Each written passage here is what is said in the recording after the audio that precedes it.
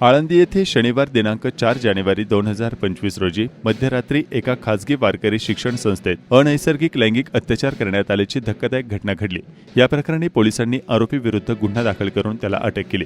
दरम्यान यापूर्वी देखील आळंदीतील काही खासगी वारकरी शिक्षण संस्थांमध्ये अल्पवयीन वारकरी साधकांवर लैंगिक अत्याचाराच्या घटना घडल्या आहेत। वारंवार घडणाऱ्या घटना चिंताजनक आहेत। यावर कडक कारवाई करावी, खासगी वारकरी शिक्षण संस्था कायमस्वरूपी बंद करण्यात याव्यात या मागणीसाठी आळंदीकर ग्रामस्थांनी आळंदी पोलीस ठाणे आवारात ठिय्या मांडला होता। त्यानंतर आता प्रशासन जागे झाले असून तातडीने वरिष्ठ अधिकाऱ्यांनी बैठक घेतली असून अशा वारंवार घडणाऱ्या घटनांना आळा घालण्यासाठी उपाययोजना करण्यासाठी पावले उचलली आहेत। आळंदीत खासगी वारकरी शिक्षण संस्थांची संख्या 165च्या वर आहे, तर मुलींच्या वारकरी शिक्षण संस्था 12 आहेत। या संस्थांमध्ये शालेय शिक्षणाबरोबरच आध्यात्मिक शिक्षण दिले जाते। एका विद्यार्थ्यासाठी वर्षाकाठी निवास, भोजन असं एकूण वेगवेगळ्या संस्थेनुसार 15 ते 30 हजार रुपयांपर्यंतचा खर्च आहे। आता या मुलांच्या सुरक्षेचा प्रश्न ऐरणीवर आला आहे।